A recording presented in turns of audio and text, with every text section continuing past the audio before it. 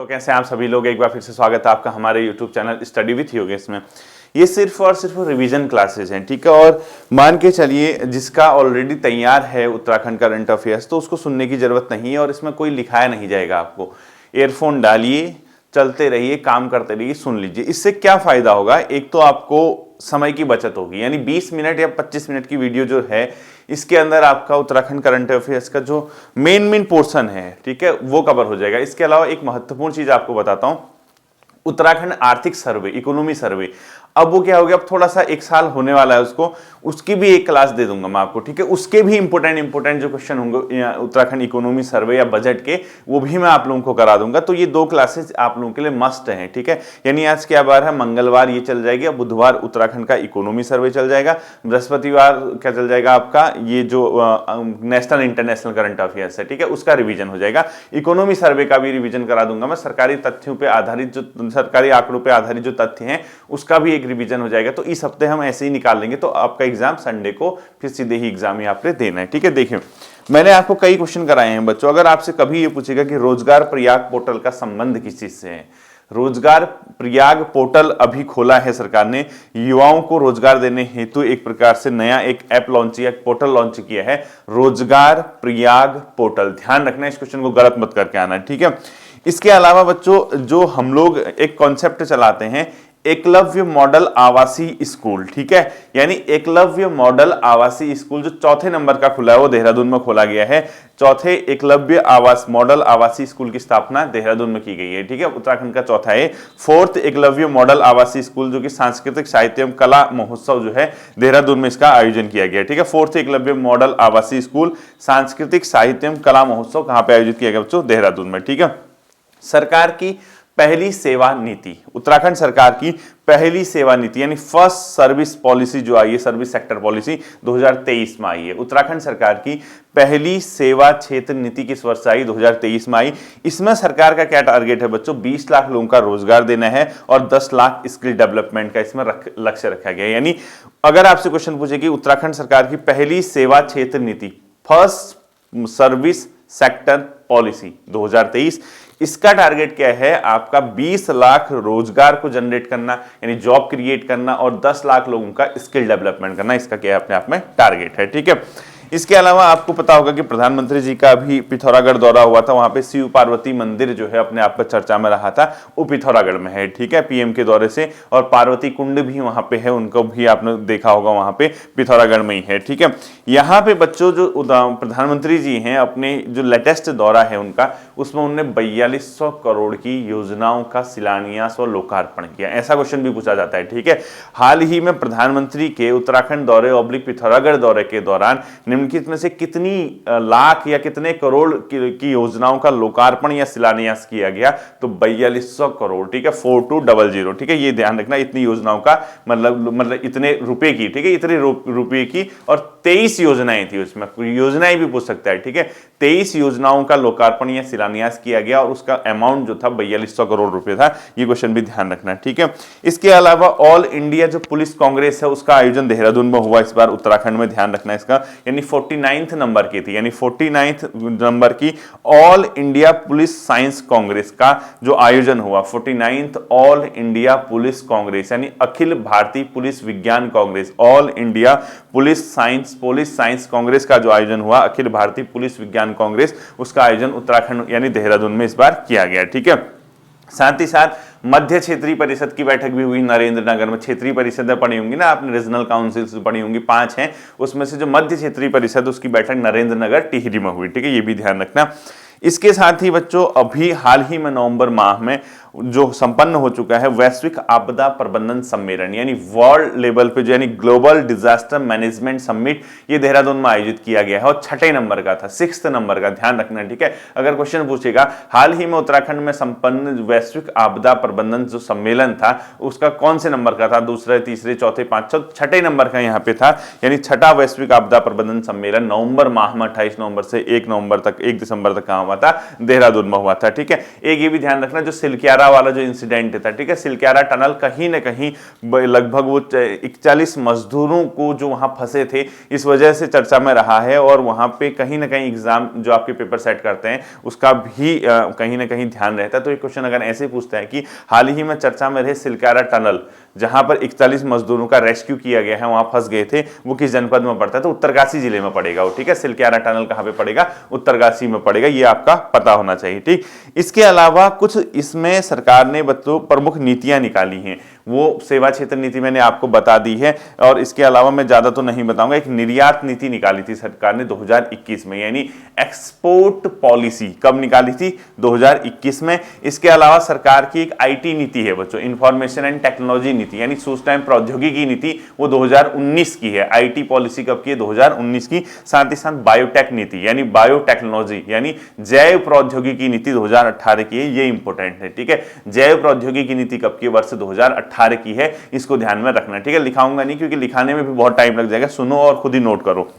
इसके बाद जो वैश्विक आपदा प्रबंधन सम्मेलन हुआ बच्चों, इसके ब्रांड एम्बेसडर किसको बनाया गया, अमिताभ बच्चन जी को बनाया गया। ये मैंने आपको पढ़ाया है, लिखाया भी है, बहुत अच्छे से आपको बताया भी था। ठीक है, a son of Himalaya documentary film एक बनी है, यहाँ पे एक डॉक्यूमेंट्री फिल्म बनी है, a son of Himalaya, a son of Himalaya, वो डॉक्टर अनिल प्रकाश जोशी के जीवन पर आधारित है। ठीक है, a son of Himalaya documentary जो मूवी बनी है वो किसके जीवन पर आधारित है, डॉक्टर अनिल प्रकाश जोशी के जीवन पर वो आधारित है। ठीक है, गणभोज दिवस मनाया गया, याद है आपको, गणभोज दिवस मनाया गया हाल ही में 7 अक्टूबर को। ठीक है, गणभोज दिवस किस तिथि को मनाया जाता है, 7 अक्टूबर को। पता नहीं ये दिल क्यों कह रहा है कि क्वेश्चन आ सकता है, मतलब वो अब आएगा नहीं आएगा मुझे नहीं पता, लेकिन मेरा दिल कह रहा कि गणभोज दिवस किस तिथि को मनाया गया, 2 अक्टूबर, 7 अक्टूबर, 10 अक्टूबर, 15 अक्टूबर। आत्मा परमात्मा के पास जाने से पहले इस क्वेश्चन को याद कर लेना कि गणभोज दिवस कब मनाया गया था, 7 अक्टूबर को। ठीक है, देश का पहला कार्टोग्राफी संग्रहालय मैंने आपको बताया कि कहां पे खुला है, मसूरी में खुला है, अच्छे से आपको याद होगा।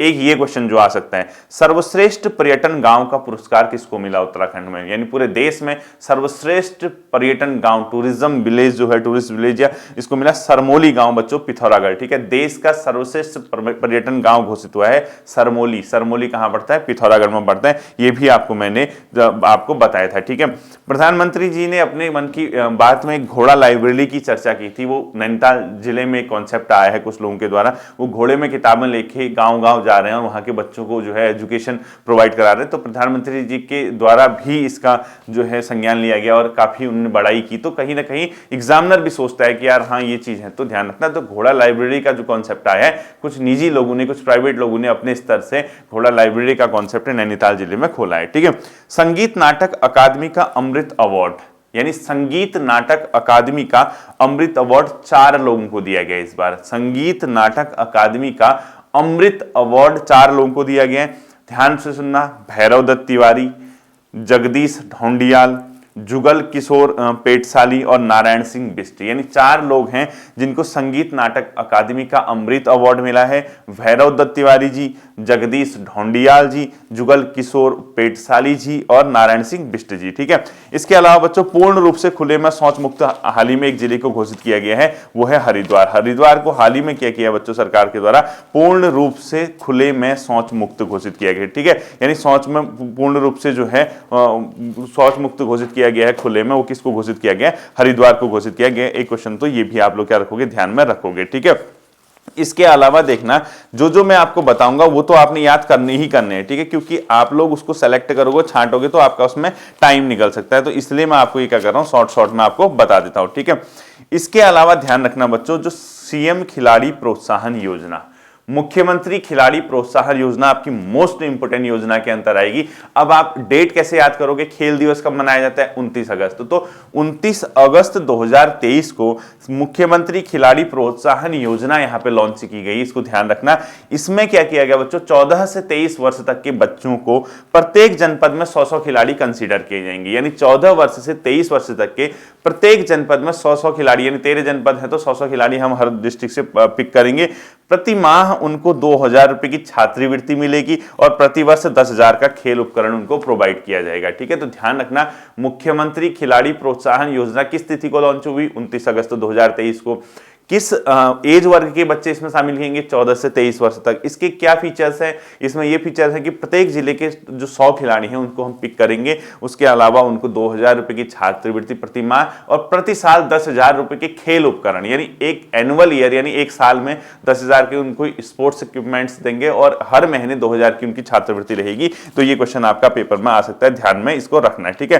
राष्ट्रीय स्तर पर स्कॉच अवार्ड किस जिले ने जीता? चमोली ने। यानी जो राष्ट्रीय ग्रामीण आजीविका मिशन है, यानी जो नेशनल लाइवलीहुड यानी रूरल लाइवलीहुड NRHM जिसको बोलते हो आप लोग, उसके तहत राष्ट्रीय स्तर पर स्कॉच अवार्ड जीता है चमोली ने। और ये क्यों जीता है बच्चों? स्वरोजगार को बढ़ाने के लिए, ठीक है। इसके साथ एक मोस्ट इंपोर्टेंट क्वेश्चन, 69th राष्ट्रीय फिल्म पुरस्कारों में बेस्ट नॉन फीचर फिल्म का अवार्ड एक था गांव। ये आपने चर्चा में रहा था, पलायन पे आधारित सृष्टि लखेरा जी की एक डायरेक्ट मतलब उनके निर्देशन में ये मूवी बनी है, एक डॉक्यूमेंट्री बनी है, यानी एक फीचर फिल्म बनी है। 69वें यानी 69th नेशनल फिल्म अवार्ड्स में बेस्ट नॉन फीचर फिल्म का अवार्ड किसको मिला है? Non feature film, best non feature film एक था गांव, जो कि सृष्टि लखेरा जी द्वारा बनाई गई है और इसको जो है पलायन पे आधारित है, ठीक है। इसके साथ ही बच्चों ग्लोबल इन्वेस्टर समिट जो कि अभी हाल ही में संपन्न हुआ है, उसकी तिथि मैंने आपको पहले बताई थी, कब थी? 9 और 8 से 10 दिसंबर थी, 8-9 दिसंबर जो भी है आपको पता होगा। तो ये जो हुआ है इसकी आप डेस्टिनेशन उत्तराखंड भी उसमें लिखा हो सकता है, ठीक है। डेस्टिनेशन उत्तराखंड यानी गंतव्य उत्तराखंड, या आपका जो इसकी टैगलाइन थी बच्चों, पीस टू प्रॉस्पर्टी यानी शांति से समृद्धि की ओर। ये क्वेश्चन भी आपका मोस्ट इंपोर्टेंट है, ग्लोबल इन्वेस्टर समिट। और हाँ, इसमें एक आप देखा आपने ग्लोबल इन्वेस्टर समिट पे कितने का निवेश आया? तो ऐसा तो नहीं पूछेगा, लेकिन मुख्यमंत्री जी ने लंदन दौरा किया था, दुबई दौरा किया था, ये थोड़ा सा ध्यान में रखना है, ठीक है। एक राज्य में क्लैप प्रोजेक्ट चल रहा है बच्चों, क्लैप CLAP, यानी जो अपने आप में ई लर्निंग वाहन है। इसमें क्या होगा? एक गाड़ी होगी, वो शिक्षण सामग्री लेके डिजिटल रूप से गांव-गांव जाएगी और कहीं ना कहीं ई लर्निंग वाहन है। यानी क्लैप प्रोजेक्ट क्या है? CLAP क्लैप प्रोजेक्ट है ई लर्निंग वाहन, यानी एक प्रकार से ई लर्निंग मतलब उसमें जो डिजिटल तरीके से शिक्षण सामग्री रखी गई उससे अपने आप में संबंधित है, ठीक है। तीलू रौतेली अवार्ड इस बार 14 वीरांगनाओं को दिया गया था ना, और 35 आंगनबाड़ी की, तो शायद छोड़ दो, इतना ज्यादा इंपोर्टेंट नहीं रहेगा ये वाला क्वेश्चन।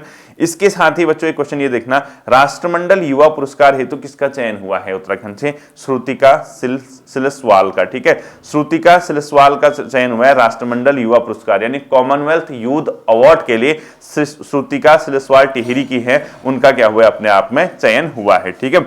इसके अलावा जो अखिल भारतीय पुलिस विज्ञान कांग्रेस में आपको बता चुका हूं, नीति आयोग का एक जो क्वेश्चन है, ठीक है। नीति आयोग ने जो मल्टीपल पॉवर्टी इंडेक्स निकाला, इसमें ध्यान से सुनना, इसमें क्या किया है? 2015-16 से 2019-20 तक उत्तराखंड में जो मल्टीपल पॉवर्टी है उसमें 8% की कमी आई है। यानी बहुआयामी जो गरीबी है बच्चों, जिसमें सिर्फ पैसे के आधार पर न देख के शिक्षा का स्तर, स्वास्थ्य का स्तर, जीवन का स्तर, पोषण, सब चीज उसमें कंसिडर की जाती है। वर्ष 2015-16 से 2019-20 तक उत्तराखंड में मल्टीपल पॉवर्टी इंडेक्स के अकॉर्डिंग MPI जो है, यानी बहुआयामी गरीबी सूचकांक में 8% की कमी आई है। यानी क्वेश्चन पूछेगा, हाल ही में नीति आयोग द्वारा जारी मल्टीपल पॉवर्टी इंडेक्स में वर्ष 2015 से 19 तक उत्तराखंड में कितने % बहुआयामी गरीबी यानी मल्टीपल पॉवर्टी में कमी आई है? 8%। और ध्यान रखना, इसको मैंने बताया था, सर्वाधिक कमी जो आई है अल्मोड़ा में, यानी अल्मोड़ा में सबसे ज्यादा कमी आई है किसमें? मल्टीपल पॉवर्टी में, ठीक है। और सबसे कम कमी आई है पौड़ी में, इसको ध्यान रखना, ये क्वेश्चन मैंने आपको बताया था, ठीक है।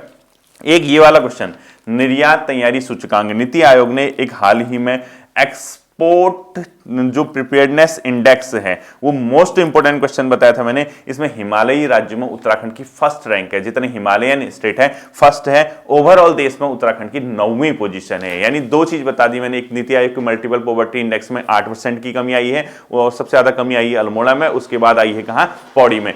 एक इसके बाद निर्यात तैयारी सूचकांक यानी एक्सपोर्ट प्रिपेयर्डनेस इंडेक्स में हिमालयी राज्य में उत्तराखंड की टॉप पोजीशन है। ओवरऑल देश में देखोगे तो 9 पोजीशन है, यानी 9वीं पोजीशन है, इसको ध्यान रखना। और टॉप में रहा है तमिलनाडु। ये जीएस के क्वेश्चन आ सकता है कि निर्यात तैयारी सूचकांक में इनमें से कौन सा राज्य मतलब ऊपर, सबसे ऊपर रहा? तमिलनाडु रहा, ठीक है, ध्यान रखना। उत्तराखंड को 9वां पोजीशन मिला और हिमालयी राज्य में उत्तराखंड फर्स्ट पोजीशन है, ठीक है। इसके अलावा बच्चों एक और अवार्ड मिला है उत्तराखंड को, लगातार 4th टाइम मिला है, वो मिला है जैविक इंडिया अवार्ड।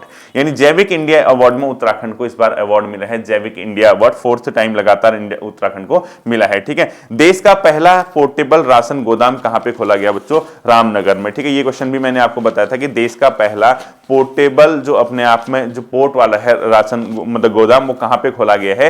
ये खोला गया है किस जगह पे? रामनगर में। ठीक है, जो नीति आयोग वाला मैंने आपको बताया है, फिर ये एक्सपोर्ट वाला, ठीक है, एक्सपोर्ट प्रिपेयर्डनेस इंडेक्स वाला, वो क्वेश्चन बहुत ही अपने आप में क्या होगा आपके लिए इंपॉर्टेंट साबित होगा। ठीक है, इसके अलावा सुनिए, किस शहर का नाम जसवंतगढ़ किया गया है, यानी जसवंतगढ़ किए जाने का प्रस्ताव किया गया लैंसडाउन का। ठीक है, एक इसको ध्यान रखना जसवंतगढ़ के लिए। ठीक है, साथ ही साथ वर्ष 2023 में उत्तराखंड साहित्य गौरव सम्मान, उत्तराखंड साहित्य गौरव सम्मान, फिर सुनो, 2023 में उत्तराखंड साहित्य गौरव सम्मान दिया गया है अमृता पांडे को। ठीक है, ये सशक्ति सांकले हेतु इनको दिया गया है। अमृता पांडे को उत्तराखंड साहित्य गौरव सम्मान से सम्मानित किया गया। फिर सुनना, उत्तराखंड साहित्य गौरव सम्मान अमृता पांडे जी को सशक्ति सांकले हेतु क्या किया गया बच्चों? पारित किया गया। ठीक है, इसके अलावा एक मैंने क्वेश्चन बताया था आपको, जो समान नागरिक संहिता है, यानी समान नागरिक संहिता मतलब यूनिफॉर्म सिविल कोड, जो उत्तराखंड में उसके लिए जो ड्राफ्ट बना था, उसके मसौदे यानी एक ड्राफ्ट कमेटी का अध्यक्ष बनाया था जस्टिस रंजना प्रसाद देसाई को। यानी क्वेश्चन आप इस तरीके से पूछेगा,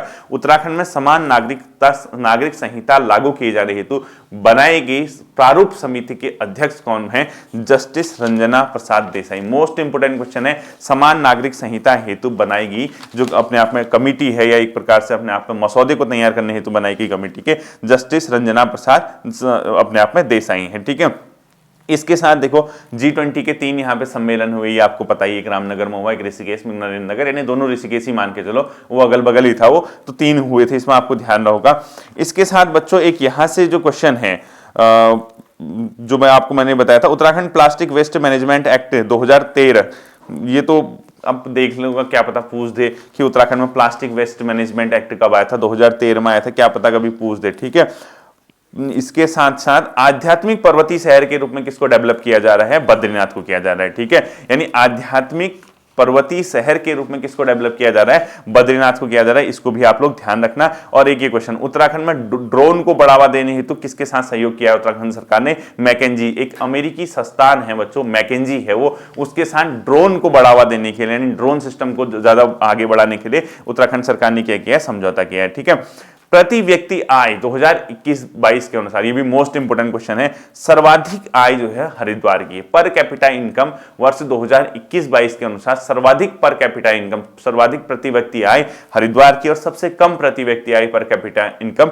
रुद्रप्रयाग के 2021-22 के आंकड़ों के अनुसार। ठीक है, इस क्वेश्चन को भी आप लोग क्या रखोगे? ध्यान में रखोगे। ठीक है, साथ ही साथ सुनना, जो इसमें स्वच्छ सुजल शक्ति सम्मान मिला, 2 महिलाओं को मिला, ये उत्तराखंड में क्वेश्चन पूछा जा चुका है, कविता देवी और निकिता चौहान जी को। ठीक है, ये स्वच्छ सुजल पुरस्कार, यानी अपने आप में स्वच्छ सुजल शक्ति सम्मान 2023, कविता देवी और निकिता चौहान को। ठीक है, खेल रत्न किसको मिला इस बार? लक्ष्य सेन और चंदन सिंह को। ठीक है, ये तो वैसे आप लोग ध्यान रखना, लक्ष्य सेन और चंदन सिंह को क्या मिला बच्चों? खेल रत्न मिला। और लाइफ टाइम अचीवमेंट अवार्ड मिला सुरेश चंद्र पांडे को। ठीक है, ये तो खैर उतना इंपॉर्टेंट नहीं है, ये क्वेश्चन इंपॉर्टेंट है। पूर्वी लद्दाख के अग्रिम मोर्चे पे फील्ड वर्कशॉप को कमांड करने वाली भारतीय सेना की पहली महिला बनी है कर्नल गीता राणा। इसको ध्यान रखना, पूर्वी लद्दाख के अग्रिम मोर्चे पर फील्ड वर्कशॉप को, यानी पूर्वी लद्दाख जो होगा वहां पे फील्ड वर्कशॉप को कमांड करने वाली भारतीय सेना की पहली महिला बनी है कर्नल गीता राणा। ठीक है, संगीत नाट्य अकादमी पुरस्कार मिला किस किस को? संगीत नाट्य अकादमी मिला बच्चों डॉक्टर डीआर पुरोहित, रामलाल और भूपेश जोशी को। ठीक है, डॉक्टर डीआर पुरोहित, रामलाल और भूपेश जोशी को। ये जनवरी फरवरी के क्वेश्चन है। पहला एरोमेटिक फसल उत्कृष्टता केंद्र, यानी फर्स्ट एरोमेटिक फसल उत्कृष्टता केंद्र सेलाकुई में खोला गया है, ये भी ध्यान रखना।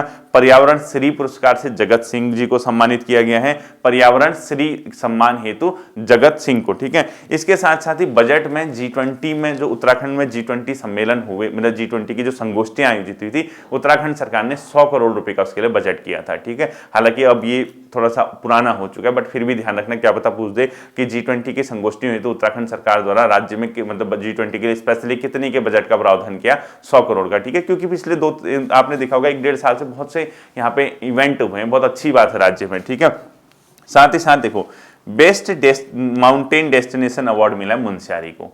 बेस्ट माउंटेन डेस्टिनेशन अवार्ड से किसको सम्मानित किया गया बच्चों? मुनस्यारी को किया गया, ये भी आप लोग ध्यान रखना।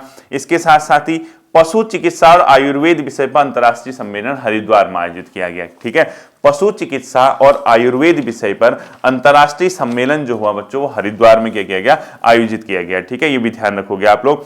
नीति आयोग की तर्ज पे उत्तराखंड में कौन सा आयोग बनेगा, सेतु। सेतु क्या है पूछेगा तो समझना नीति आयोग की तर्ज पे। ठीक है, और इसके जो चेयरपर्सन होंगे कौन होंगे, मुख्यमंत्री होंगे। ये मैंने आपको बताया था सेतु के बारे में। ठीक है, इसका निर्णय लिया गया है। प्रथम गांव की संज्ञा किसको दे रखी है, माणा को दी है। तो बेसिक क्वेश्चन हो गया आपका।